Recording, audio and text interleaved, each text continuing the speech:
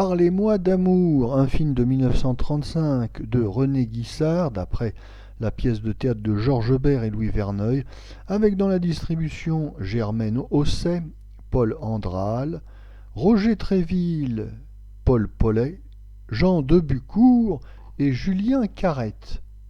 Le sujet: Germaine Osset épouse un homme d'affaires séduisant, c'est-à-dire Roger Tréville, mais très occupé.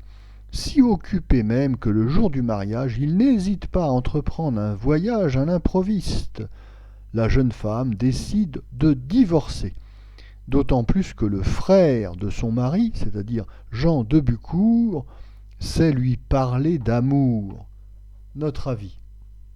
Dans les années 30, les rois du théâtre de boulevard sont par ordre de préséance le grand Sacha Guitry et Louis Verneuil, et son acolyte Georges Bert, mais alors que Sacha Guitry est un touche-à-tout génial et hors norme, Louis Verneuil se contente de mettre au goût du jour les vieilles ficelles, les vieux canevas du théâtre de vaudeville.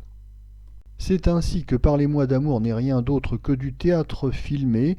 Le réalisateur René Guissard, qui est un bon technicien du cinéma, se contente ici d'illustrer scène après scène les différents actes de la pièce de théâtre. L'action est censée se situer à Juan-les-Pins et à Paris, mais nous ne verrons de Juan-les-Pins que quelques scènes, cartes postales, passe-partout, la totalité du film étant tournée dans les fameux studios Paramount de Saint-Maurice, près de Paris. Et d'ailleurs, on regardera avec un certain amusement la reconstitution de la plage de Juan-les-Pins en studio. D'une manière générale, les décors sont d'une bonne tenue et un petit peu chic, ce qui est appréciable ici puisque l'histoire est censée se dérouler dans des milieux fortunés du monde des affaires. Non, le défaut de ce film n'est pas dans sa forme, mais plutôt dans son propos, car, comme je le disais, les pièces de théâtre de Bert et Verneuil ne font que recycler des vieux canevas, des vieilles ficelles du théâtre de boulevard, et ici l'intrigue, plus que prévisible, est bien vite ennuyeuse.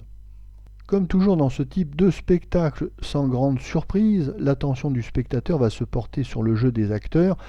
Alors, ici, le rôle masculin principal est tenu par Roger Tréville, qui fut une des stars de Pâté Nathan, mais qui n'arrivera jamais réellement à percer et qui n'aura un succès d'estime. Roger Tréville étant plutôt connu après-guerre pour son doublage d'acteurs américains tels Robert Mitchum et James Stewart.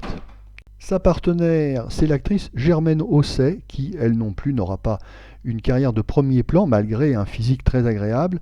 Non, l'intérêt du film repose surtout sur les acteurs comiques que sont Paul Paulet, qui sait admirablement jouer de son obésité, et de l'autre acteur comique, Julien Carrette, toujours en petit décalage avec le rôle qu'il interprète. Ceci étant, cette comédie se laisse voir, même si on l'oubliera bien vite.